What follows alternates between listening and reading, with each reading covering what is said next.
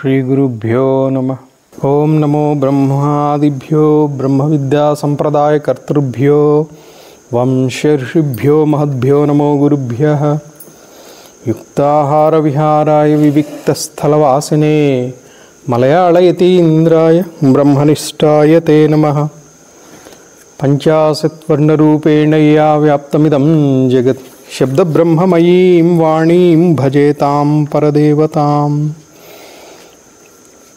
अखण्डमण्डलाकारं व्याप्तं येन चराचरं तत्पदं दर्शितं येन तस्मै श्रीगुरवे नमः।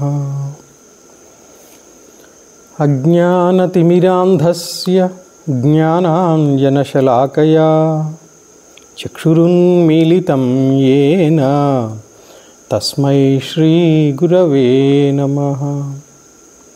गुरुब्रह्मा गुरुर्विष्णुः गुरुर्देवो महेश्वरः गुरुसाक्षात् परं ब्रह्म तस्मै श्रीगुरवे नमः। దివ్యాత్మ స్వరూపులారా, ఒకసారి సాంఖ్యకారికలు ఇప్పటివరకు అయినవి పునశ్చరణ చేసుకుందాం. ఎంతవరకు అయినాయి? 51 కూడా అయిపోయిందా? 51 వరకు అయినాయి. సో మొదటి నుంచి ఒకసారి ఈ పునశ్చరణ చేద్దాం. దుఃఖత్రయాభిఘాతాత్ జిజ్ఞాసా తదభిఘాతకే हेतौ दृष्टे सा पार्धा चेत् न एकांत अत्यंतो अभावात् दृष्टवदानुश्रविकः सह्य विशुद्धि क्षयातिशययुक्तः तद्विपरीतः श्रेयान् व्यक्ताव्यक्तज्ञ विज्ञानात् मूडु मूल प्रकृतिरविकृतिः महदाद्याः प्रकृति विकृतयः सप्त षोडशकस्तु विकारो न प्रकृतिर्न विकृतिः पुरुषः। 4 दृष्टमनुमानमाप्तवचनं च सर्वप्रमाणसिद्धत्वात् त्रिविधं प्रमाणमिष्टं प्रमेयसिद्धिः प्रमाणाद्धिः। 5 प्रतिविषयाध्यवसायो दृष्टं त्रिविधमनुमानमाख्यातं तल्लिंगलिंगिपूर्वकं आप्तश्रुतिराप्तवचनं तु 6 सामान्यतस्तु दृष्टादतीन्द्रियाणां प्रतीतिरनुमानात् तस्मादपि चासिद्धं परोक्षमाप्तगमात् सिद्धं।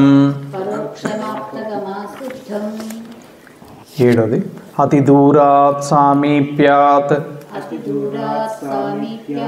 इंद्रियघातात् मनोनवस्थानात् सौक्ष्म्यात् व्यवधानात् अभिभवात् समानाभिहाराच्च। 8 सौक्ष्म्यात् तदनुपलब्धिः नाभावात् कार्यतस्तदुपलब्धेः महदादि तच्च कार्यं प्रकृति विरूपं स्वरूपं च। 9 असदकरणात् उपादानग्रहणात् सर्वसंभवाभावात् ह्यक्तस्य శక్యకరణాత్ కారణభావాచ్చ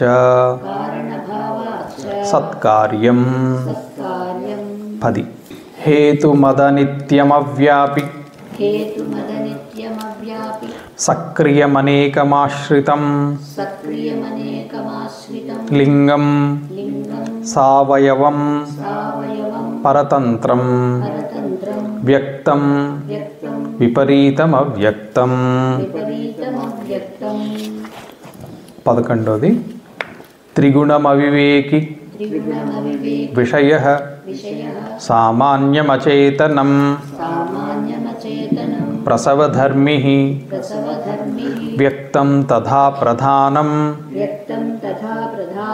తద్విపరీతస్తథా చ పుమాన్. గుణములు స్వరూపములు 12 ప్రీత్య ప్రీతి విషాదాత్మకాః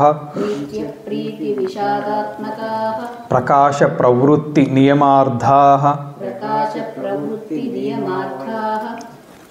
అన్యోన్యాభిభవాశ్రయ జనన మిథున వృత్తయశ్చ గుణాః. 13 సత్వం లఘు ప్రకాశకం ఇష్టం ఉపష్టంభకం చలం చ రజః గురువర్ణకమేవ తమః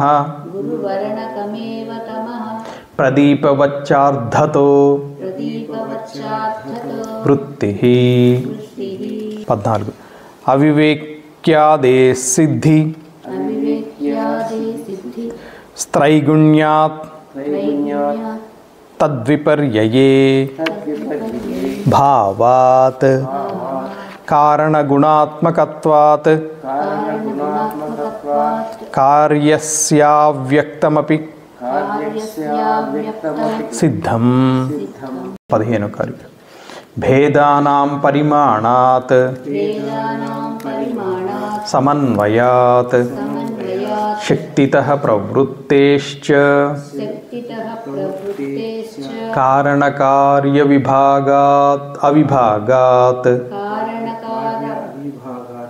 అవిభాగాత్ వైశ్వరూపస్య. 16 కారణమస్త్యవ్యక్తం ప్రవర్తతే త్రిగుణతః సముదయాచ్చ పరిణామతః సలిలవత్ ప్రతిగుణాశ్రయ విశేషాత్. 17 సంఘాత పరార్థత్వాత్ త్రిగుణాది విపర్యయాత్ అధిష్టానాత్ పురుషోస్తి భోక్తృభావాత్ కైవల్యార్థం ప్రవృత్తేశ్చ. 18 జన్మ మరణ కరణానాం ప్రతినియమాత్ అయుగపత్ ప్రవృత్తేశ్చ పురుష బహుత్వం సిద్ధం త్రైగుణ్య విపర్యయాచ్చ. పురుషుని స్వభావం 19 కారిక తస్మాచ్చ విపర్యాసాత్ సిద్ధం సాక్షిత్వమస్య పురుషస్య కైవల్యం మాధ్యస్థ్యం ద్రష్టృత్వమకర్తృభావశ్చ.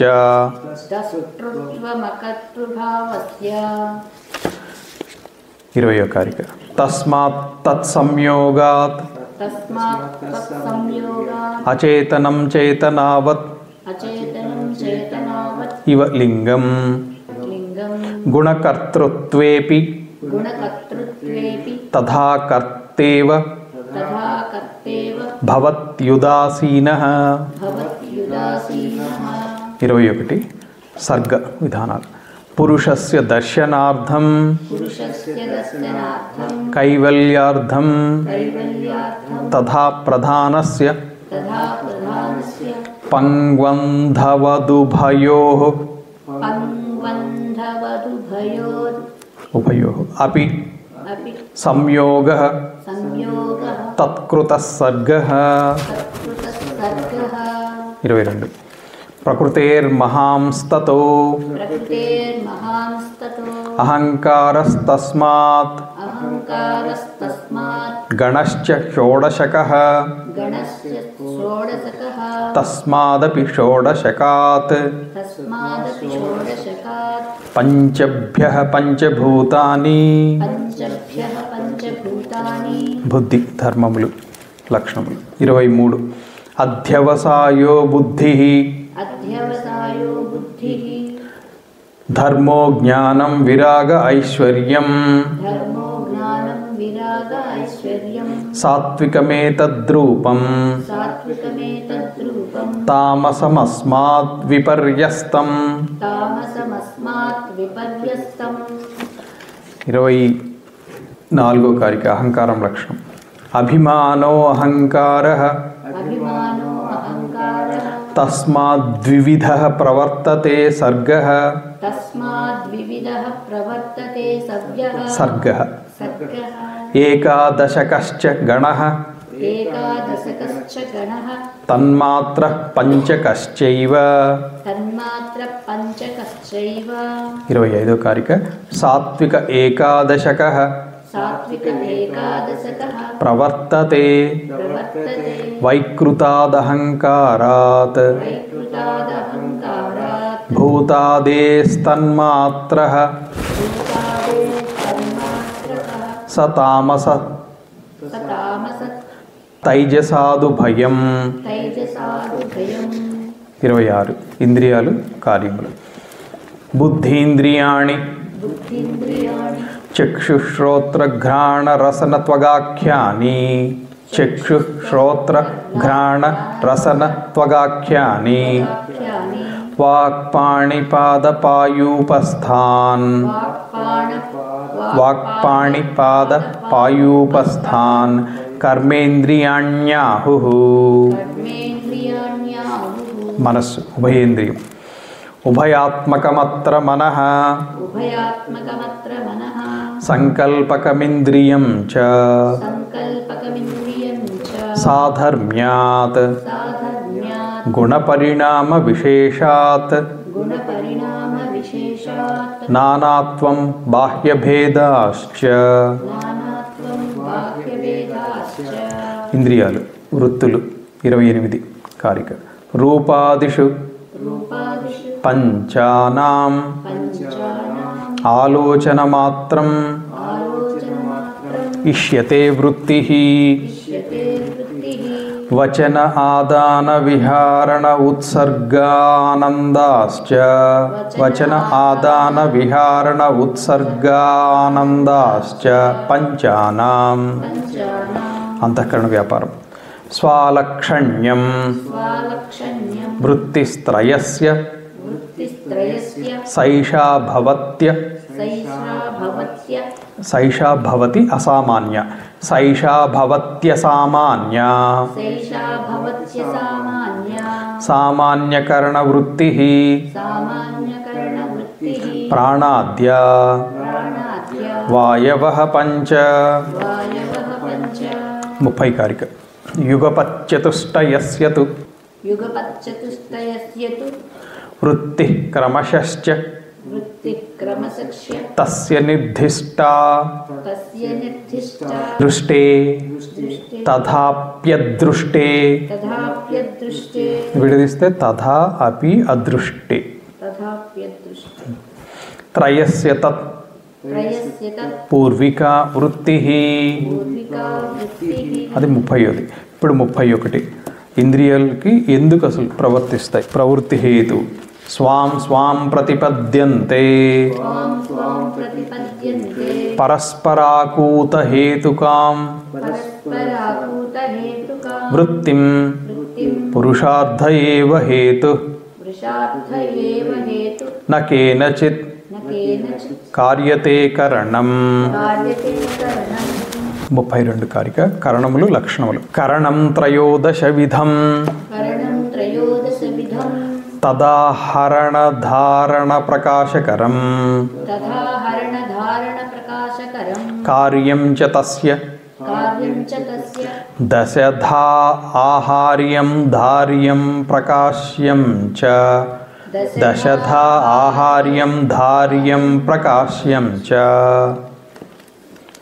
33 కరిక అంతఃకరణం త్రివిధం దశధా బాహ్యం త్రయస్య విషయాఖ్యం సాంప్రతకాలం బాహ్యం త్రికాలమాభ్యంతరం కరణం 34 బాహ్యేంద్రియ విషయాలు వ్యాపారాలు బుద్ధీంద్రియాణి తేషాం పంచ విశేషా విశేష విషయాణి వాగ్భవతి శబ్ద విషయా శేషాణి తు పంచ విషయాణి సాంతఃకరణా బుద్ధిః సర్వ విషయమవగాహతే యస్మాత్ తస్మాత్ త్రివిధం కరణం ద్వారాణి శేషాణి 36 ఏతే ప్రదీపకల్పాః పరస్పర విలక్షణా గుణవిశేషాః కృత్స్నం పురుషస్యార్థం ప్రకాశ్య బుద్ధౌ ప్రయచ్ఛంతి 37 సర్వం ప్రత్యుపభోగం యస్మాత్ పురుషస్య సాధయతి బుద్ధిః సైవ చ విషినష్టి పునః ప్రధాన పురుషాంతరం సూక్ష్మం 38 తన్మాత్రాణ్యవిశేషాః తేభ్యో భూతాని పంచపంచభ్యః ఏతే స్మృతా విశేషాః శాంతా ఘోరాశ్చ మూఢాశ్చ 39 కారిక పాంచభౌతిక శరీరోత్పత్తి సూక్ష్మా మాతా పితృజాః సహ ప్రభూతైః స్త్రిధా విశేషాః స్యుః సూక్ష్మాస్తేషాం నియతా మాతా పితృజా నివర్తంతే 40వ కారిక పూర్వోత్పన్నమసక్తం నియతం మహదాది సూక్ష్మపర్యంతం సంసరతి నిరుపభోగం భావైరధివాసితం లింగం 41 చిత్రం యథాశ్రయం మృతే స్థాణ్వాదిభ్యో వినా యథా ఛాయా వినా యథా ఛాయా తద్వద్వినా విశేషైర్న తిష్టతి నిరాశ్రయం లింగం 42 పురుషార్థహేతుకమిదం నిమిత్త నైమిత్తిక ప్రసంగేన ప్రకృతేర్విభుత్వ యోగాన్నటవత్ వ్యవతిష్ఠతే లింగం 43 కారిక సాంసిద్ధికాశ్చ భావాః ప్రాకృతికా వైకృతాశ్చ ధర్మాద్యాః దృష్టాః కరణాశ్రయిణః కార్యాశ్రయిణశ్చ కలలాద్యాః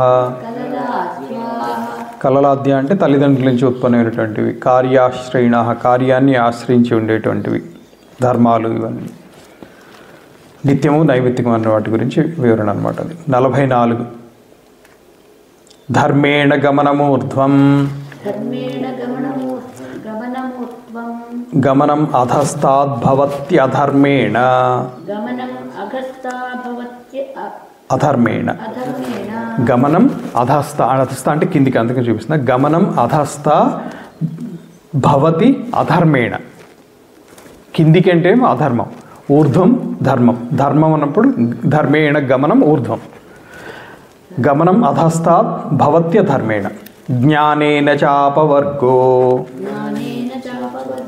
విపర్యాదిష్యతే బంధః విపర్యయాదిష్యతే బంధః విపర్యయాత్ ఇష్యతే బంధః. విపర్యయాత్ అంటే దేనికి విపర్యము? ఆపోజిట్ టు దట్ అని. జ్ఞానేన చ అపవర్గ, జ్ఞానంతో స్వర్గము లేదా మోక్షము. దానికి విపర్యం అంటే అజ్ఞానం, అజ్ఞానంతో స్వర్గానికి లేదా మోక్షానికి ఆపోజిట్ ఏంటి? బంధం. 45వ కారిక. వైరాగ్యాత్ ప్రకృతిలయ సంసారో భవతి రాజసాద్రాగాత్ ఐశ్వర్యాదవిఘాతో విపర్యయాత్ తద్విపర్యాసః విపర్యయాత్ తద్విపర్యాసః. 46వ కారిక. ఏష ప్రత్యయ సర్గో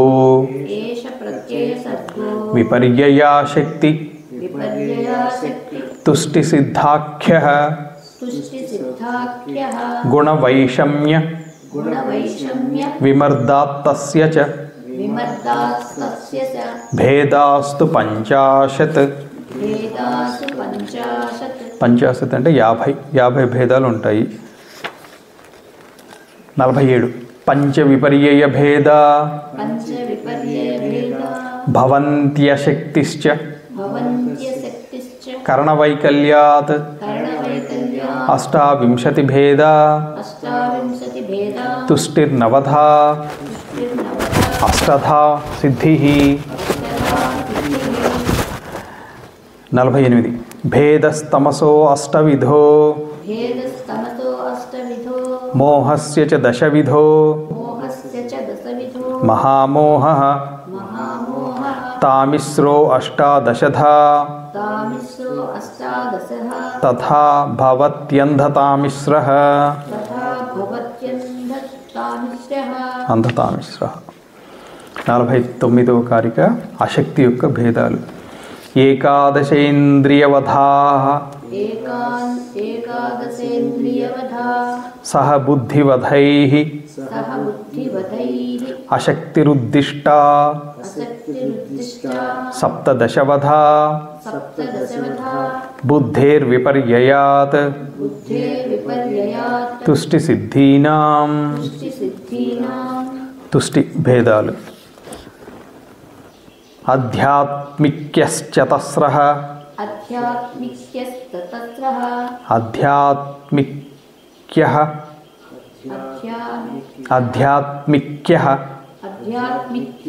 చతస్రః ఆధ్యాత్మిక్యశ్చతస్రః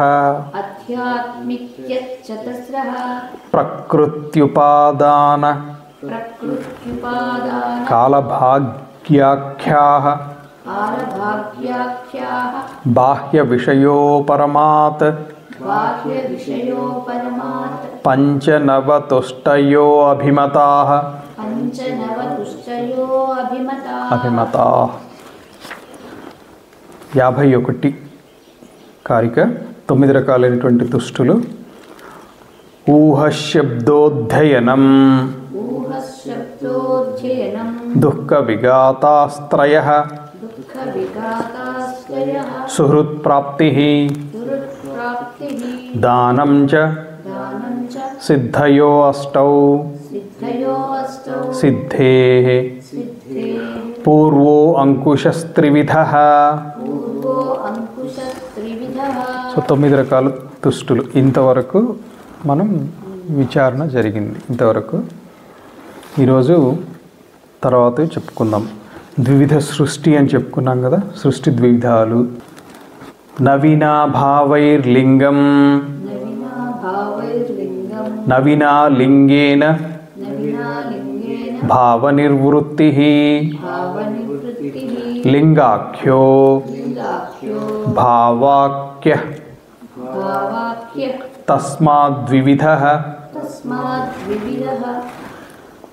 ప్రవర్తతే సర్గః. అంటే భావము లేకుండా లింగం లేదు. లింగం అంటే కారణం అని కూడా అనుకున్నాము. అలాగే కారణం లేకుండా భావము లేదు, నిర్వచించడం జరగదు. అంటే కారణం ఎందు భావము అంటే లింగము అనబడు భావము అనబడు 2 విధములైనటువంటి సృష్టి జరుగుతుంది. లింగము అనబడేటువంటి సృష్టి, భావము అనబడేటువంటి సృష్టి. ఇది సృష్టి 2 విధాలు. భావైరధివాసితం లింగం 40వ కారికలో కూడా అది చెప్పాడు. 40వ కారికలో ఏం చెప్పాడు? పూర్వోత్పన్నమసక్తన్నం నియతం మహదాది సూక్ష్మ పర్యంతం సంసరతి నిరుపభోగం భావైరధివాసితం లింగం. అంటే లింగ శరీరం, సూక్ష్మ శరీరం. అది సూక్ష్మ అవటం చేత భోగాదులకు నిలయం కాదది. నిలయం కాదంటే ఇతని ఉద్దేశం ఏంటంటే అది అనుభవించలేదు అని అయి ఉండాలి. ఎందుకంటే భావనలన్నీ కూడా లింగ శరీరంలోనే ఉంటాయి, కానీ ఎక్స్పీరియన్స్ అనేది అది చేయలేదు. అది ఇట్ నీడ్స్ ఇన్స్ట్రుమెంట్, ఒక టూల్ ఉండాలి. అందుకని అది ఒక స్థూల శరీరాన్ని ఆశ్రయించాల్సిందే. ఈ స్థూల శరీరం ఉంటేనే తినాలన్నా, పరిగెత్తాలన్నా, నిద్రించాలన్నా, ఏది కావాలన్నా కానీ దానికి ఒక ఇది కావాలి. సో ఈ స్థూల శరీరమే భోగాయతనం. దీన్ని అధివాసితం అని చెప్పారు. అందుకనే సో లింగ శరీరం అనేటువంటిది భావై అధివాసితం అంటే స్థూల శరీరాన్ని ఆశ్రయించి ఉంటుంది. సో దీన్నే ఈ 52వ కారికలో సంక్షిప్తంగా చెప్పాడు. పునః అంటే 2 రకాల సృష్టి ఉంటుంది. ఆ 2 రకాల సృష్టి భావ సృష్టి, లింగ సృష్టి. ఈ భావైరధివాసితం లింగం అంటే భావమును అధివసించి ఉంటుంది లింగం. అంటే భావాలు లేకుండా లింగం నిలువజాలదు. దీన్నే వేదాంత పరిభాషలో ఏం చెప్తారంటే సూక్ష్మ శరీరం అనేటువంటిది వాసనామయము అంటారు. వాసన అంటే ఏంటి? వాసన అంటే మనము చేసినటువంటి వాసనలు, అంటే వాటి యొక్క ఇంప్రెషన్స్, మనం చేసినటువంటివి, చూసినటువంటివి, విన్నటువంటివి, ఊహించినటువంటివి, వీటి యొక్క భావనలు, వాటి యొక్క ఆలోచనలు, వాటి యొక్క impressions in the mind. Impressions ఎందుకంటాము? మళ్ళీ పునః అది టైం వచ్చినప్పుడల్లా బయటకు వస్తూ ఉంటుంది. ఒకసారి అయిపోయింది అంటే అది అయిపోయిందని కాదు, దాని యొక్క సూక్ష్మ అంశ నిలిచిపోతుంది. ఇప్పుడు తిన్నాం, స్థూల శరీరంతో తిన్నాము, మహా అయితే దాని ఎఫెక్ట్ ఎంతసేపు ఉంటుంది? అది డైజెస్ట్ అయిపోతే మేబీ 8 hours. డైజెస్ట్ కాకుండా ఏదో రోగం చేసింది, ఆ రోగం తగ్గే వరకు దాని ఎఫెక్ట్ ఉన్నట్టు. అదర్వైజ్ దాని ఎఫెక్ట్ అనేటువంటిది తాత్కాలికమే తప్ప దీర్ఘకాలం కాదు. దీర్ఘకాలికమైనటువంటివి వేరే ఉంటాయి, అది ప్రారంభవశాత్తు వచ్చేవి కూడా ఉంటాయి. దానికి ఇది ఒక కారణం అవుతుంది. కానీ సూక్ష్మ శరీరంలో నిలిచిపోయేటువంటివి జ్ఞానముతోటి మాత్రమే అవి నశిస్తాయి. జ్ఞానాతేవత కైవల్యం. ఆ వాసనలు నశించనంత వరకు అది పోయినట్టు కాదు. ఉదాహరణకి బాగా అర్థమయ్యేటట్టుగా ఒక ఎనాలజీ, ఒక ఉదాహరణ తీసుకోవాలంటే, గుడిలో ఒక మంచి ధూప్ స్టిక్ పెట్టాం. అమ్మవారి ముందు ఒక మంచి ధూప్ స్టిక్ ఏదో పెట్టాం, మంచి ఫ్రాగ్రెన్స్ వస్తుంది, చక్కటి వాసన వస్తుంది. అది అయిపోయింది, అది దాని ధూప్ స్టిక్ ఏదో కాలిపోయింది, అయిపోయినట్టేనా? కానీ సూక్ష్మ రూపంలో ఆ ఎఫెక్ట్ ఉంటుంది. రెగ్యులర్గా పెట్టామనుకోండి, ఒకటే రకమైనటువంటి ఫ్రాగ్రెన్స్ రెగ్యులర్గా బాగా దట్టంగా పెడితే ఫోటోలకైతేనేమో పొగలాగా కనిపిస్తూ ఉంటుంది. ఆ రూమ్లోకి ఎంటర్ అయినప్పుడు 4-5 గంటలైనా, మేబీ ఒక డే తర్వాత అయినా కూడా ఆ రూమ్లోకి ఎంటర్ అయినటువంటి వాళ్ళకి అబ్బా ఇది ఒక మంచి వాసన ఉందండి, చక్కటి సుగంధం వస్తుంది, అది వాసన.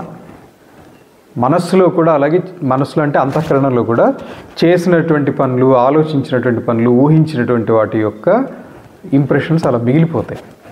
పని అయిపోయింది కానీ దాని సూక్ష్మ రూపంలో అది అంతఃకరణలో నిలిచి ఉంటుంది. ఎంతవరకు అయితే ఇలాంటివి అంతఃకరణలో నిలిచి ఉంటాయో మళ్ళీ మళ్ళీ బయటికి వస్తూ ఉంటాయి, బుడగలు వచ్చినట్టు పాపపోతాయి వస్తాయి. అది జన్మలకి కారణమవుతూ ఉంటాయి. వాటిని ఇంప్రెషన్స్ అలా మిగిలిపోతాయి. ఇవన్నీ మీకు ఎప్పుడు తెలుస్తాయంటే ఇలాంటివి అన్నీ ఆల్రెడీ తెలిసిపోయి ఉంటాయి. ఖాళీగా కూర్చుంటాం, ఖాళీగా కూర్చుంటే ఇవన్నీ వస్తుంటాయి. ప్రశాంతంగా ఉంటేనేమో మంచి ఆలోచనలు వస్తాయి. అది కొంచెం డిస్టర్బ్డ్గా ఉన్నారు, ఏకాంతంలో ఉన్నారు, అప్పుడు డిస్టర్బింగ్ థాట్సే వస్తాయి. అవే ఇంప్రెషన్స్. అవి ఉన్నంత వరకు కూడా సూక్ష్మ శరీరానికి మేత. ఎటువంటి ఆలోచనలు ఉన్నాయో దానికి ఉదాహరణకి రోజు ఒక వ్యక్తి మంచి సోప్ తోటి స్నానం చేశాడు, రోజు ఇంకొక వ్యక్తి స్నానం చేసేటప్పుడు ఏనుగు ఉందనుకోండి, ఏనుగు స్నానం అయిన తర్వాత కూడా బురద వేసుకుంటుంది, మట్టి అంతా వేసుకుంటుంది. సో ఒక వ్యక్తి ఏమో మంచి సోప్ తోటి స్నానం చేశాడు, ఇంకో వ్యక్తి ఏమో స్నానం చేసిన తర్వాత బురద పూసుకుని కూర్చున్నాడు. ఇద్దరు చేసింది స్నానమే. ఇతను చేసింది మంచినీటి స్నానం, అతను చేసింది బురద నీటి స్నానం. దిస్ ఫెలో మంచినీటి స్నానం విత్ సోప్ కూడా చేశాడు, అతను బురద నీటితోటి చేశాడు, బురద పూసుకుని కూర్చున్నాడు.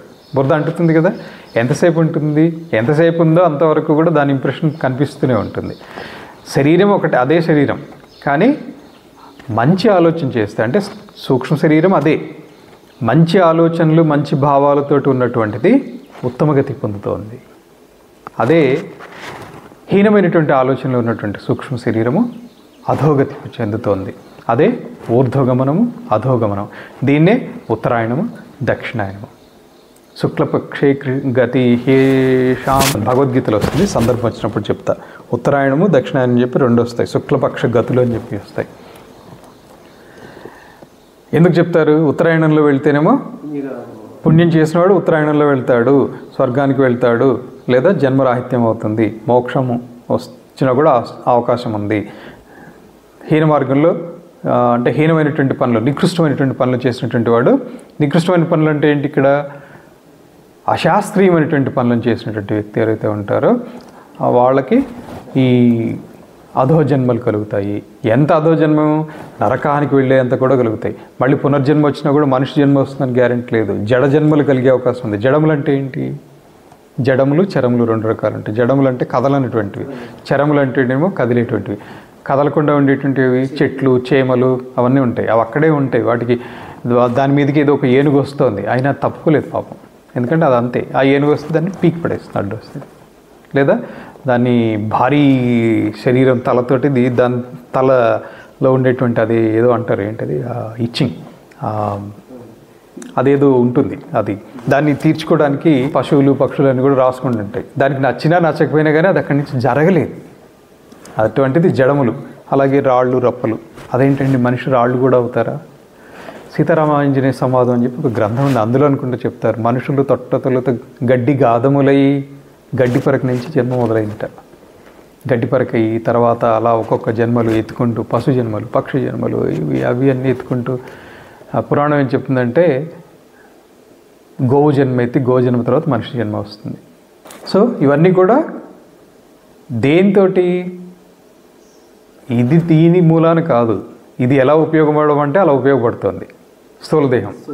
కానీ ఉపయోగించుకునేవాడు వేరేవాడు, వాడి ఆలోచనల ప్రకారమే, వాడి ఇన్స్ట్రక్షన్స్ ప్రకారమే ఇది జరుగుతుంది. కాబట్టి దీనికి ఎలాగో మళ్ళీ జన్మ లేదు, దీనికి కాదు జన్మ, మళ్ళీ దానికే మళ్ళీ జన్మ. అది కూడా మళ్ళీ జన్మ ఎలా, నీతోటి నాకు పని అయిపోయింది అనుకుంది, కానీ దానిలో ఇంకా ఆ భావాలు మిగిలి ఉన్నాయి. అంటే ఇంకా నేను చేయవలసిన పనులు అంటే విష్ లిస్ట్ ఇంకా ఫుల్ఫిల్ కాలేదు కాబట్టి దానికి తగినటువంటి జన్మల్ని ఎత్తుతుంది, దాని ఆలోచనలకు తగ్గట్టుగా. సో ఇదంతా కూడా సృష్టి రెండు రకాలు, భావము, లింగము. తర్వాత కారిక 53వ కారిక, అష్టవికల్పో దైవ స్థైర్యజ్ఞోనశ్చ పంచధా భవతి మానుష్యశ్చైకవిధః సమాసతో భౌతిక సర్గః. దైవీ సృష్టి లేదా అంటే దేవతలుగా జన్మించేటువంటి వాళ్ళు ఎవరు అంటే బ్రహ్మ, ప్రజాపతి, దిక్పాలకులు, గ్రహాది దేవతలు, వీళ్ళంతా కూడా అది దైవీ సృష్టి. ఆ దైవీ సృష్టిలో 8 రకాలు ఉంటాయి, 8 విధాలు. బ్రహ్మ సృష్టి, ప్రజాపతి సృష్టి, సౌమ్య సృష్టి, ఐంద్ర సృష్టి, గాంధర్వ సృష్టి, యాక్ష అంటే యక్షులతోటి, రాక్షస ఈ 8 విధాలైనటువంటి వీటిని దేవయోనులు అంటే 8 వర్గాల్లో ఏదో ఒక వర్గంలో చేసేటువంటి పనులని బట్టి జన్మిస్తారు. తర్వాత తిర్యగ్యోనులు అంటే పశు, మృగ, పక్షి, సరీసృపం అంటే పాకేటువంటి జీవులు, స్థావరములు, ఇవి 5 విధాలు. తర్వాత మనుష్య, సో 3 రకాలు, దేవ, పశు లేదా తిర్యక్, మనుష్య, ఈ 3 రకాలైనటువంటి అవకాశాలు ఉంది. ఈ మూడిట్లో కూడా మళ్ళీ వర్గీకరణ, దైవ సృష్టిలోనేమో 8 రకాలు, తిర్యక్ సృష్టిలోనేమో 5 రకాలు, మనుష్య సృష్టిలోనేమో ఒకే విధం అంటే ఐదర్ పురుషుడు లేదా స్త్రీ ఇటువంటిది. అందుకని అందరూ మనుషులే. సో వీళ్ళందరిది కూడా మనుష్య సృష్టి కిందకే వస్తుంది. ఇది పాంచభౌతిక సృష్టి. ఈ 3 కూడా పాంచభౌతిక సృష్టి అంటారు, సంగ్రహ రూపం అన్నమాట. సో దేవ సృష్టి అన్నారనుకోండి, ఆ 8 వర్గాల్లో వాళ్ళకి మనకుండేటువంటి శక్తుల కంటే అతీత శక్తులు ఉంటాయి. అతీతం అంటే మనకి మించినటువంటి శక్తులు ఉంటాయి. ఉదాహరణకి రాక్షసులు ఉంటారు, వాళ్ళకి విపరీతమైనటువంటి బలం ఉండొచ్చు, విపరీతమైనటువంటి ఆహారం తీసుకున్నటువంటి ఎబిలిటీస్ ఉంటాయి, అంటే విపరీతమైనటువంటి పనులు చేయగలిగినటువంటి శక్తి వాళ్ళకు ఉంటుంది. దేవతలు అంటే వీళ్ళకి ఆకాశ గమనము ఇత్యాది ఇతర వాళ్ళకి అవి సహజంగా ఆ జన్మకి వచ్చినటువంటివి. అదే మనిషికి అయితే మహా అయితే ఈదగలడు, నీళ్ళలో అయితే ఈదగలడు, నేల మీద అయితే పరిగెత్తగలడు, ఇలాంటి శక్తులు. అదే తిర్యక్ సృష్టి అనుకోండి, అంటే పశువులు, గ్రామాల్లో సంచరించేటువంటి ఆవులు, ఇవి ఉత్తమ లక్షణం. గుర్రాలు, ఇవి కూడా ఒకలాగా. మృగాలు అంటే క్రూర మృగాలు కావచ్చు, అరణ్యాల్లో తిరుగుతూ ఉంటాయి. వీటికి మంచి జన్మ అంటే కాదు, వేరే వాటిని పట్టి తినాలి, అలా రాసుంటుంది. అదే గడ్డి గాదములు తినేటువంటివి కూడా ఉన్నాయి అరణ్యాల్లో, జింకలు, లేళ్ళు, అవి హింసించవు, కానీ అవి వేరే వాటికి ఆహారం అయిపోతాయి. వాటి ఆహారం ఏంటంటే గడ్డి అలాంటివి. అలాగే రెక్కలు ఉండేటువంటి పక్షులు ఇవన్నీ. అలాగే నేలపై పాకుతూ ఉండేవి సరీసృపములు అంటే సర్పములు, తేళ్ళు, ఇవన్నీ కూడా. స్థావరములు అంటే ఇందాక చెప్పుకున్నాం వృక్షములు. సో ఇప్పుడు 54 అది 3 రకాలైనటువంటి సృష్టి గురించి, దైవీ సృష్టి, తిర్యక్ సృష్టి, మానవ సృష్టి, మానుష్య సృష్టి అన్నమాట. తర్వాత 54ది ఊర్ధ్వం సత్వ విశాల స్తమో విశాలశ్చ మూలతః సర్గః మధ్యే రజో విశాలో బ్రహ్మాది స్తంభ పర్యంతః.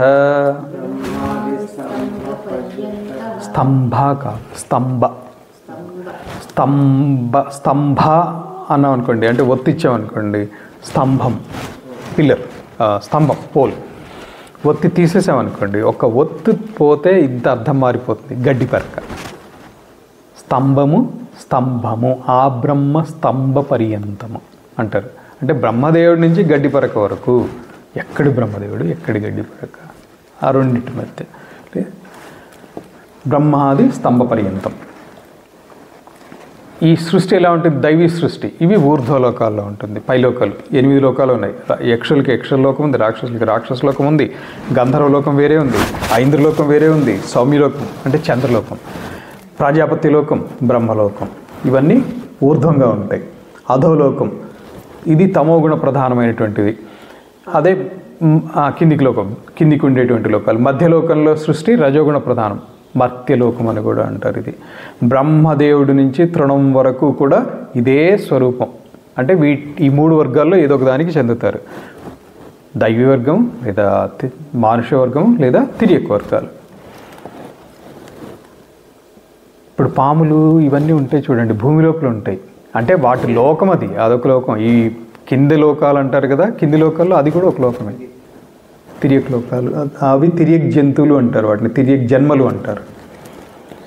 భూభువ ఇవి 14 లోకాలు ఉన్నాయి. 7 పైకి భూభువ స్వ మహ జన తప సత్య, 7 లోకాలు. భూమిలోకం ఇక్కడే వచ్చేసింది. కిందికి అతల వితల సుతల తలాతల రసాతల పాతాళ మహాతల, పాతాళ, కింద 7 లోకాలు. భూలోకం అనేటువంటిది మధ్యలోకం. ఇక్కడ మానుష సృష్టి ఉంటుంది. కింది లోకాల్లో మనుషులు ఉండరు, మనుష్య సృష్టి కాదు అది. ఏదో పాకేవు అవన్నీ కూడా కింద లోకంలోనే ఉంటాయి. ఇంకా నీచమైనటువంటివి కూడా ఉంటాయి. నీచమైన అంటే మనలాగా కనపడవు, అవి విపరీతంగా కనిపిస్తాయి, చూడగానే కొంచెం వికృతంగా ఉంటాయి. వాటికి మనం వికృతంగా ఉంటామో మరి. అవి మనం చూసి అనుకుంటే ఏంటి వీడు వింతగా ఇలా ఉన్నాడు ఏంటి, మనం చూడ ఎంత చక్కగా ఇలా పోతున్నాము, వీడేంటి ఇలా అడ్డదిడ్డంగా ఇలా నడుస్తున్నాడు ఏంటి ఇది అనుకుంటాయి. ఆశ్చర్యం లేదు అది. సో 8 విధాలైనటువంటి దైవీ సృష్టి ఏదైతే ఉందో, దైవీ సృష్టి అనేటువంటిది సత్వప్రధానం. అంటే సత్వగుణం పెరిగితే వాటిల్లోకి వెళ్తుంది. రాక్షస అంటే ఇదేదో మనం హీనమైనటువంటి పదం అనుకుంటాం, కానీ యాక్చువల్గా ఒక పురాణంలో వస్తుంది. ముందుగా నీరు ఉద్భవించింది, బ్రహ్మదేవుడు సృష్టించిన తర్వాత మేము రక్షిస్తాం అంటే ఆ నీటిని రక్షిస్తాం అనేటువంటి ఉద్దేశంతో మేము రక్షిస్తాం, రక్షకులు అయ్యారు వాటికి. అందుకని వాళ్ళని రాక్షసులని రక్షస అంటే నీటిని రక్షించడానికి సిద్ధమైనటువంటి వాళ్ళు. వాటి నుంచి ఉత్పన్నమైనటువంటి వాడు రాక్షస ఉత్పన్న రాక్షస.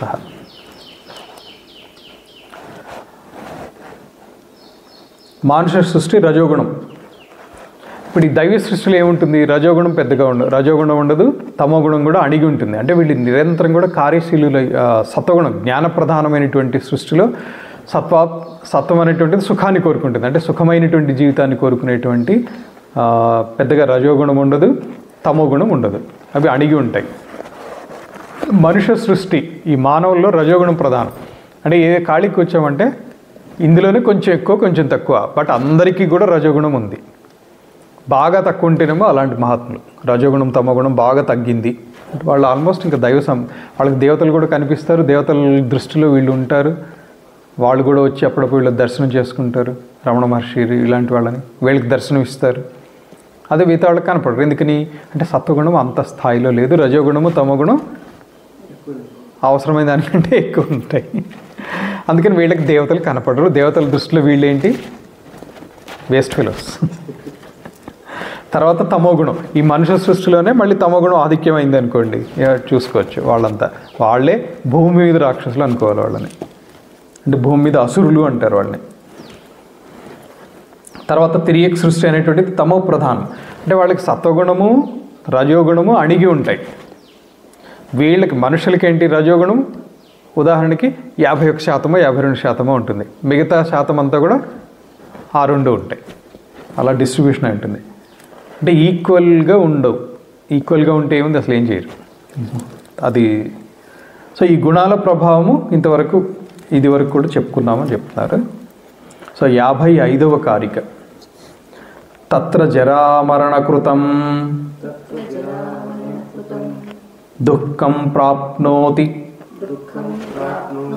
చేతనః పురుషః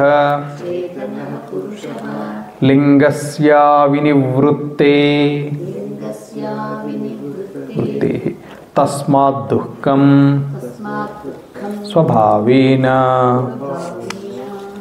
సో జరామరణకృతం తత్ర అంటే అక్కడ అని చెప్తున్నారు. జరామరణకృతం ప్రాప్నోతి చేతనః పురుషః. చైతన్యము ద్వారానే ఇవన్నీ కూడా క్రియాశీలమవుతున్నాయి. ఏ సృష్టి అయినా కూడా చైతన్యం అనేది ఉంటేనే, చైతన్యం లేకపోతే అక్కడ అయిపోయింది దాని పని. సో ఈ దైవీ సృష్టి మొదలైన వాటిల్లో లింగ శరీరానికి మోక్షం సిద్ధించడం అనేటువంటిది లేదు. సుఖవంతమైనటువంటి జీవితం ఉంది, కానీ మోక్షం సిద్ధించేంత వరకు చేతనుడైనటువంటి పురుషుడు జరామరణముల చేత కలిగేటువంటి దుఃఖాన్ని పొందుతాడు. ఎందుకని దైవలోకంలోంచి కూడా చ్యుతి ఉంది, అక్కడ పుట్టడం ఉంది. పుట్టడం అంటే ఆ తత్తత్ లోకానికి అనుగుణమైనటువంటి శరీరం, దాన్నే భోగాయతన శరీరం అంటారు. భోగాయతనం శరీరం అనేటువంటిది ఒక ఇది ఉంది. అంటే ఆ లోకంలో ఇప్పుడు ఉదాహరణకి ఇక్కడి నుంచి చంద్రలోకం వెళ్ళాలి. చంద్రలోకం వెళ్ళాలి అని అంటే వీళ్ళు ఏం చేస్తారు, కాస్మోనాట్స్ వాళ్ళకి స్పెషల్ సూట్ ఉంటుంది. కాస్మోనాట్స్కి వేరే సూట్. ఆ సూట్ వేసుకోకుండా చంద్రుడి మీద దిగితే ఏమవుతాడు, ఆస్ట్రో సూట్ ఏదో అంటారు దాన్ని. ఆ సూట్ లేదు, సూట్ లేకుండా పడదు, వెంటనే అక్కడ కాలిపోతాడు. ఆ టెంపరేచర్కి తట్టుకోలేడు, చలికి తట్టుకోలేడు. ఆ చలికి -డిగ్రీస్లో -150 అలా ఉంటుంది. అంటే ఫ్రీజ్ అన్న అయిపోతాడు, లేకపోతే భస్మం అన్న అయిపోతాడు. ఆ టెంపరేచర్స్ కూడా 270 degrees ఏదో ఉంటుంది మూన్ మీద. ఇక్కడ ఉండేటువంటిది ఎంత 37 degrees ఫారెన్హీట్. అది ఎక్స్ట్రీమ్. బట్ యావరేజ్ ఏంటి, హ్యూమన్ బాడీ టెంపరేచర్ ఎంత అంటే ఏం చెప్తారు? సెంటిగ్రేడ్లో చెప్పారంటే 37.6 ఏదో చెప్తారు, లేదా ఫారెన్హీట్లో చెప్పారంటే అది 96.4 ఏదో చెప్తారు.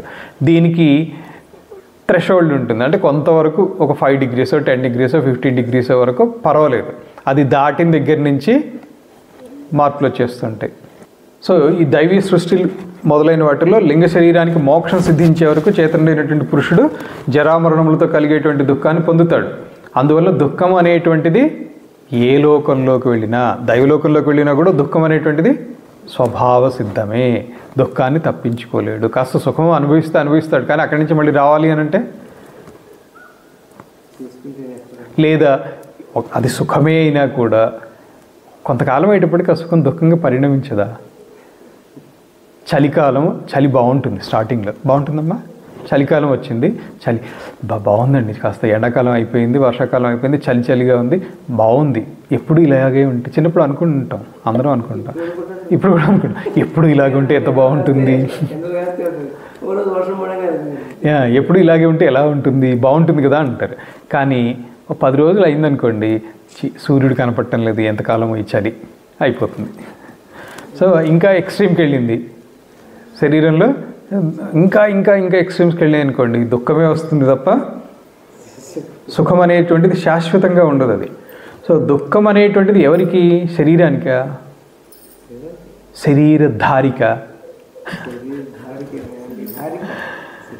శరీరధారికే అనుభవించేది వాడే కదా. శరీరానికి అనేటువంటిది పైన సిమ్టమ్స్ అంతే, శరీరధారికే, కానీ అవ్యక్తములైనటువంటి ప్రకృతి మహదాదులకు కాదు. లింగ శరీరము స్థూల శరీరంలో ప్రవేశించితే ఏం జరుగుతుంది? ఆ ప్రవేశించటమే జన్మ, విడిపోవటమే మరణం. సో ప్రవేశించడం తేలిగ్గానే ప్రవేశిస్తుంది, పెద్ద శ్రమ లేకుండానే. ప్రవేశించిన తర్వాత మాత్రం ఒక 2 నెలలు అనుభవిస్తుందండి. మానవ జన్మ అయితే 2 నెలలు, దాన్ని ఏమంటారంటే ఆగర్భనరకం, గర్భనరకం అంటారు.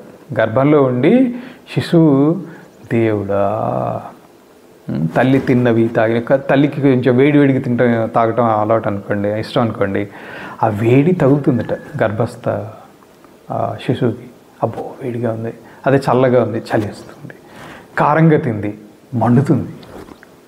ఇవన్నీ బాబో దేవుడా, అంతేనా? ఇంకా లోపల ఇంకా చాలా విచిత్రాలు ఉంటాయి. అవన్నీ చూసి అబ్బో ఈ కంపులోంచి నన్ను బయటపడేవా దేవుడా అని చెప్పి ఆ 2 నెలలు గర్భస్థ నరకాన్ని అనుభవించి,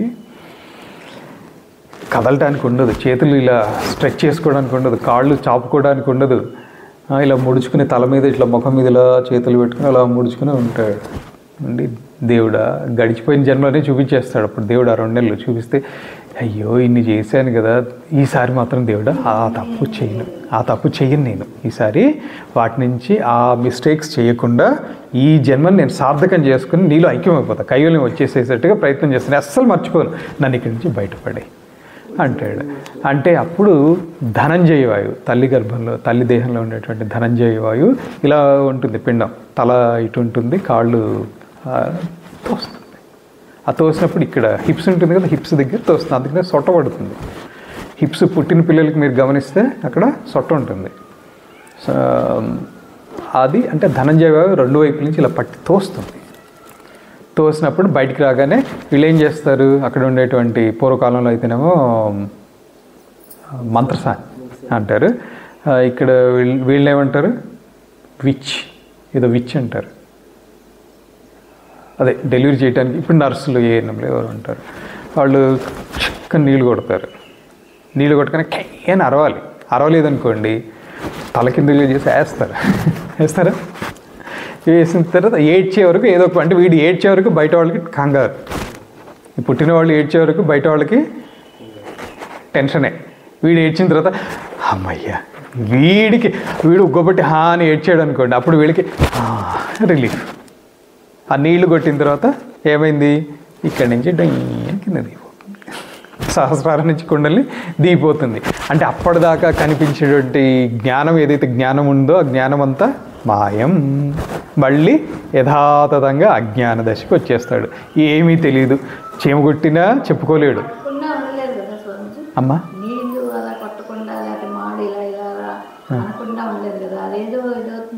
ఇంకా గట్టిగా ఒత్తుతారు చిన్నపిల్లలు. గట్టిపడాలి అని, గట్టిపడాలి. గట్టిపడలేదనుకోండి సహస్రారం నుంచి అట్టే కొండలు వెళ్ళిపోతుంది. భయం. అయినా కూడా ఆశ్చర్యం లేదు అని అంటారు. కానీ అది మోక్షము. అంత మోక్ష స్థితి వస్తే వీళ్ళకి కంగారు కదా. అమ్మో 9 నెలలు కష్టపడి మోసి కంటే 3 రోజులు కూడా లేడండి అంటారు. తెలియదు మామూలుగా ఏంటి మాడు గట్టిపడాలి అనే ఒక ఉద్దేశమే. ఆముదమో ఏదో పెట్టేస్తారు, కానీ వెంటనే పెడతారా? వెంటనే పెట్టరేమో. 2 రోజులు 3 రోజులు 10 రోజులు ఏదో ఉంటుంది. అది అయిన తర్వాత సో నీళ్లు కొట్టి తలకిందులు చేసి ఏదేదో చేస్తారు, ప్రయత్నాలు చేసి. ఏది ఇప్పుడు అవన్నీ పోయినాయిలేండి. ఇవి అవసరం లేదు, ఎందుకంటే పుడుతూనే అసలు ఇవన్నీ మాయజన్మలు ఇవన్నీ. ఇప్పుడు అంటే దేవుడికి కూడా అర్థమైపోయినట్టుంది. మీరు ఇంత అన్నారు కాబట్టి చెప్పాల్సి వస్తుంది. గత జనరేషన్స్ అనుకోండి, వీళ్ళు మహా అంటే తల్లి కడుపులో ఉన్నప్పుడు ఏమి విన్నారు? వాళ్ళు టీవీలు లేవు. అట్లీస్ట్ మనం పుట్టే టైంకి టీవీలు లేవు. మన జనరేషన్ వరకు టీవీలు లేవు. మహా అయితే ఏంటంటే వాళ్ళు పక్కింటి వాళ్ళు ఈ ఇంటి వాళ్ళు మాట్లాడుకోవటాలు అవి, లేదా పోట్లాడుకోవటాలు ఇవి తల్లి కడుపులో ఉన్నప్పుడు ఇవి కనపడతాయి. తల్లి కడుపులో ఉన్నప్పుడే ఇవి మనసులో పడేవి. వస్తున్నా. ఇంకొకటి, ఇళ్లలోనే కాదు పొలాల్లో పనిచేసేవాళ్ళు కూడా ఏం చేస్తూ పాటలు ఉండేవి. వాళ్ళు పాటలు పాడుకుంటూ పనిచేసేవాళ్ళు. అంటే వీళ్ళకి ఒక ఆహ్లాదకరమైనటువంటి, తల్లులు కూడా పొలాలు ఉన్నటువంటి వాళ్ళు, పొలం ఓనర్స్ అయిన కూడా, మరీ జమీందారులు అలాంటి వాళ్ళ సంగతి అంత తెలియదు, కానీ వీళ్ళు కూడా 8వ నెల 9వ నెల వచ్చే వరకు వీళ్ళ తీసుకెళ్ళేవాళ్ళు. నువ్వు కూడా రా అని చెప్పి పట్టుకెళ్ళేవాళ్ళు. నువ్వు చేసినా చెప్పినా అక్కడ కూర్చో, వీళ్ళు పాడేది వింటుండేవాళ్ళు. 9th మంత్ వరకు కూడా పనిచేస్తున్న వాళ్ళు ఇప్పటికి కూడా ఉన్నారండి. వాళ్ళకి నార్మల్ డెలివరీ అవుతుంది. ఈ పని చేయకుండా సుఖంగా పెంచుతారు కదా, ఎస్పెషల్లీ మిడిల్ క్లాస్ వాళ్ళలోనే సిజేరియన్స్ ఎక్కువ. గమనించండి. ఎందుకని? బాగా రిచ్ ఉన్న వాళ్ళకి అవేర్నెస్ ఉంది. వాళ్ళు ఏదో ఒకటి పెడతారు. యోగా ట్రైనింగ్, ఏదో యోగా అలాంటివి ఏదో చేయిస్తారు. యోగాలో కొన్ని ఆసనాస్ ఉన్నాయి. అవును. కన్సీవింగ్ చేయడానికి ప్రీ నప్షల్ ట్రైనింగ్ అని చెప్పి ఒకటి ఉంటుంది. పోస్ట్ నప్షల్ ట్రైనింగ్ ఇంకొకటి ఉంటుంది. అంటే కన్సీవ్ అయిన తర్వాత. సో అప్పుడు వాళ్ళు ఏం వింటూ పెరిగారు? తల్లుల వాళ్ళు చుట్టుపక్కల వాళ్ళు పాడే పాటలు, ఎస్పెషల్లీ వాళ్ళు పాడే పాటల్లో చాలా మటుకు జానపదంలో పాడినా కూడా శివతత్వము, రామతత్వం, శివుడి గురించి అవే ఉండేవి. అది పోయినాయి, అది తగ్గిపోయినాయి. తర్వాత పనులు తగ్గిపోయినాయి అంటే మిడిల్ క్లాస్లో అయితే మరీ ఇన్నూ దారుణము. ఇంట్లో పని చేయనివారు. కాళ్ళు కలపొద్దు, కూర్చో అసలు పని చేయనికుండా చేస్తారు. కానీ యాక్చువల్గా ఫ్లోర్ క్లీనింగ్ అనేటువంటిది గర్భిణికి, ఫ్లోర్ క్లీనింగ్ అంటే ఏది మామూలుగా మాపర్ తోటి కాదు, ఇట్లా తుడుస్తారు చూడండి, అది మార్జాలాసనం. యోగాలో మార్జరీ ఆసనం అని కూడా అంటారు. దాని మూలాన ఏమవుతుందంటే ఈ మజిల్స్ అన్నీ ఫ్రీ అవుతాయి. అది నార్మల్ డెలివరీ అవుతుంది. సో ఇలా చెప్పుకుంటూ పోతే చాలా అవుతుంది. సో ఈ లోపల గర్భస్థ శిశువు ఇవన్నీ వింటూ ఉండేది. లేదా కాస్త చదువుకున్న వాళ్ళు అనుకోండి, రామాయణము, భారతము, చదువు లేకపోతే వింటము, చదువుకున్న వాళ్ళు అయితేనేమో ఇంట్లో చదువుతున్న వాళ్ళు చెప్తుంటే వింటము, లేదా వీళ్ళు చదవగలిగితే వీళ్ళు చదువుకోవటం, చదివి ఓపుకున్నంత వరకు. ఇప్పుడు ఏమవుతుంది? టీవీలు చూస్తున్నారు. టీవీ ముందు ఇలా కనపడి ఇలా కూర్చుని పోయి చూస్తుంటారు. అవి ఏవో ఉంటాయి. ఇంకా అది ఏదైనా కావచ్చు. అందులో వైలెన్స్ ఉందనుకోండి, వీడేం చూస్తున్నాడు, వీడో లేకపోతే ఈ పాప ఏం చూస్తుంది, వాడు పుట్టగానే. సో ఇంత అయ్యేటప్పటికీ వీళ్ళకి పుట్టిన తర్వాత సాత్విక గుణం అనేటువంటిది ఉండవలసిన స్థాయిలో లేదు. ఎప్పుడైతే ఇది ఉందో కిందికే లాగేస్తుంది, కుండలిని కిందికి లాగేస్తుంది అదంతా. సో ఇలా వేరియస్ రీజన్స్, తరానికి మార్పులు, మంచిగా చెడుగా. ఇప్పటికీ మంచివాళ్ళు లేరని నేను అన్నాను, కానీ బట్ టీవీలు చూస్తూ ఇవే అయిపోతుంది. దీంతో ఏమవుతుంది? ఒకటి, నార్మల్ డెలివరీస్ అనేటువంటిది చాలా తక్కువ. నార్మల్ డెలివరీస్ 2 వర్గాల్లో కనిపిస్తాయి. 3 వర్గాల కింద విభజిస్తే, ఏది బాగా రిచ్ పీపుల్, లేదా బాగా ఏ పూట కాపూట కష్టపడి సంపాదించే పీపుల్, వీళ్ళిద్దరిలో సిజేరియన్స్ చాలా తక్కువ. గమనించండి. అఫ్కోర్స్ పైన పర్సంటేజ్ చాలా తక్కువ, కానీ అందులో 5% బాగా రిచ్ ఉండేటువంటి వాళ్ళు మొత్తం 150 కోట్లలో చాలా తక్కువ మంది వాళ్ళు చేస్తారు. వాళ్ళకి అవేర్నెస్ బాగా ఉంటుంది. కష్టపడితే కానీ గడవనటువంటి వాడు 9వ నెలలో కూడా పని చేస్తున్నారు వాళ్ళు, ఏదో ఒక పని, రోజు కూలీలు వాళ్ళు, వాళ్ళకి నార్మల్ డెలివరీ అవుతుంది. చూడండి, వాళ్ళు నడుస్తున్నో లేకపోతే అయిపోతుంది. మిగిలింది ఎవరు? వీళ్ళు, ఈ మిడిల్ క్లాస్, మిడిల్ వర్గం. ఈ మిడిల్ వర్గానికి ఇందులోనే ఎక్కువగా సిజరింగ్స్ అవి అవుతున్నాయి. ఈ సీజన్స్లో అంటే ప్రత్యేకించి న్యూస్లో బ్యాంక్ ఎంప్లాయీస్ అండ్ సాఫ్ట్వేర్ అయ్యా కూర్చొని పని చేయటం వాళ్ళకి కాదే అంట. అసలు వెళ్ళి డాక్టర్ అడిగితే ఫస్ట్ చేసేయండి, తీసేయండి, కోసేయండి అంతే. మీకు ఎలా రాపిస్తాను ఏం చేస్తావు వెళ్ళిపోతే.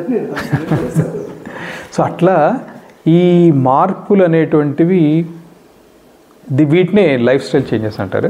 సో ఇలాంటివి వస్తుంటాయి. ఎన్ని వచ్చినా కూడా ఏ లోకంలో అయినా, అంటే ఈ 3 వర్గాలైనటువంటి సృష్టిలో ఏ వర్గంలో అయినా కూడా దుఃఖం అనేటువంటిది స్వాభావికము. పుడుతున్నావా? నవ్వుతూ పుట్టిన వాళ్ళు ఎవరైనా ఉన్నారా? నాకు తెలిసైతే ఎవరు ఉండరేమో, మనుషుల్లో అట్లీస్ట్. ఏడుస్తూనే పుట్టాలి, లేదా పుట్టి ఏడవాలి. పుట్టి ఏడవాల్సిందే తప్ప పుట్టి నవ్వినవాడు ఎవడలేడు.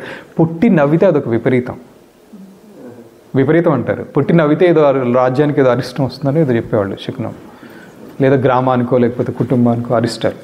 పుట్టిన తర్వాత సహజమైనటువంటిది ఏంటంటే, పుట్టిన తర్వాత శిశువు ఏడవటం సహజం.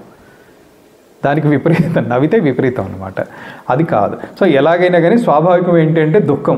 అదే చెప్పారు ఇక్కడ, జరామరణములు కలిగే దుఃఖాన్ని పొందుతాడు. అందువలన దుఃఖం అనేటువంటిది ఏంటి? స్వభావమే. అంటే స్వభావ సిద్ధంగా దుఃఖమే, అంటే మనిషి ఏడుస్తూనే ఉంటాడు. ఇది సాంఖ్యం చెప్తుంది, కానీ వేదాంతం అలా చెప్పదు. వేదాంతం ఏం చెప్తుంది? నీవు పరమాత్మ స్వరూపుడు, నీవు ఆనంద స్వరూపుడు అని చెప్తుంది. అక్కడ డిఫరెన్సెస్ కొన్ని ఉంటాయి. కాకపోతే మనం ఏ శాస్త్రము అధ్యయనం చేస్తున్నామో దానికి పరిధిలోనే మాట్లాడాలి. కాబట్టి సాంఖ్య దర్శన ప్రకారము దుఃఖం అనేటువంటిది స్వభావ సిద్ధము.